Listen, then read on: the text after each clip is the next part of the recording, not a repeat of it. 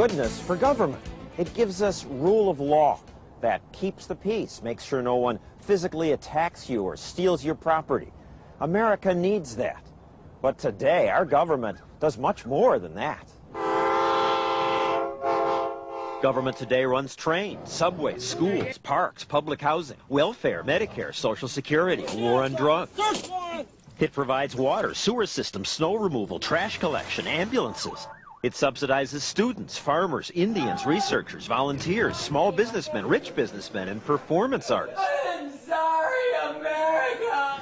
It inspects fruit, pickles, mattresses, toys, cars, garage doors, and barbecue grills. It polices the world, suppresses vice, and puts opera on TV. It's very nice to have classical music on PBS. I like it, I listen to it, I watch it. But, says Chapman University philosophy professor Tibor Machan, it's wrong to make Americans pay for programs they may not want. This is the politicians substituting their judgment for our judgment. Exactly what gives them that right? We elected them to do that. It's democracy. If you believed in democracy being that bloated, you could vote haircuts democratically, you could vote ties democratically, you could vote everything, marriages democratically. The founders tended to believe that government should be restricted, it should be limited to the function of securing our rights. The Founding Fathers never talked about a government giving people things. They said it should have limited duties like running the post office, the courts, and printing money. For 150 years, that's about all it did. The focus was on guaranteeing liberty. Liberty is too precious a thing to be buried in books, Miss Saunders. When Mr. Smith came to Washington in the 30s, government was just beginning its explosive growth. Roosevelt's New Deal went beyond liberty. It promised people jobs, retirement benefits, health care. Bill after bill pours into Congress from the White House. Whatever Roosevelt wants, he gets. And every president since FDR, Democrat or Republican, signed on to this new idea of expanded government.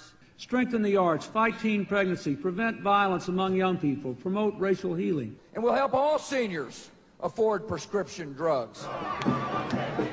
Washington's become a kind of grab bag where people with demands line up in the streets. Guarantee access to life-saving drugs. And the lobbyists line up inside. They see the system there and they grab whatever they can from that system.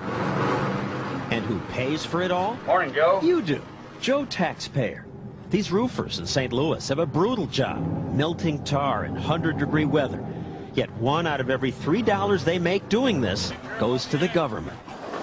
Americans pay more in taxes than we do in food, clothing, and shelter combined. Amity Schlaze wrote The Greedy Hand, a book about what the government takes from us. You'd be surprised at what it takes from you. For example, Bill and Mary Thurston of St. Louis pay taxes all the time, even when they're not aware of it.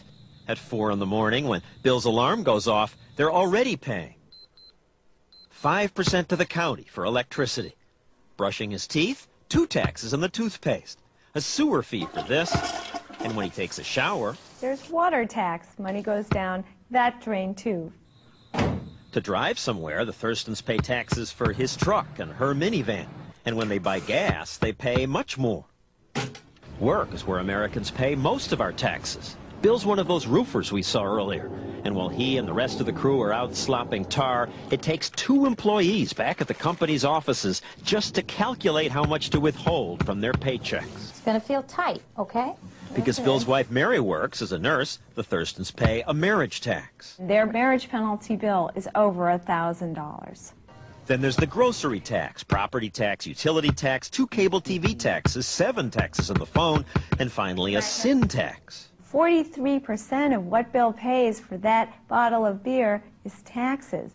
What this means is that Americans on average have to work until May of every year, 4 months, just to pay off your taxes.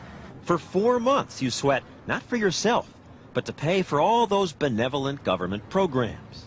Government is never charitable, never generous, never benevolent, because what is involved in government giving is government taking. Since government takes so much of your money, you'd think they'd be careful to keep track of it. But in fact, billions slip through the cracks. Maybe it's because the accounting process is so boring that few of us watch carefully. At these hearings, it's hard to stay awake. These unique features justify moving the funding for these programs out from under the discretionary caps to the mandatory side. What reporter wants to attend these dull hearings when we can focus on the really important news? Did you have sexual relations with the president? We focus on this while the government loses track of your tax money. Mr. Lynn, can I ask you about this money? We're doing a hearing. At this hearing, they're about to discuss a little problem at the Pentagon. Somehow, billions of your tax dollars are unaccounted for. They may have it, they just don't know where it is. David Walker heads the GAO, the part of the government that's supposed to keep track of taxpayers' money. How can you not find billions of dollars? If you saw how many systems that the Department of Defense had with the lines of code, you would know the answer to that question. It is mind-boggling. Walker says the Pentagon has spent billions on things they can't find. If they have it, but they don't know that they have it, they may buy it again. The Pentagon has acknowledged discrepancies in accounting for more than $2 trillion. What if a private company kept its books that way? I asked that at a convention of accountants. The Pentagon says for a decade it's been trying but failing to produce a credible financial statement. What would happen to your clients if they did that? You wouldn't last very long in the business. The SEC would shut them down as a public organization. The company could go bankrupt, the investors would be all over them. No private company could get away with this. But we're not a private company. There you have it. Government doesn't have to follow the same rules you have to follow. It just keeps spending and misplacing money, and you pay for it.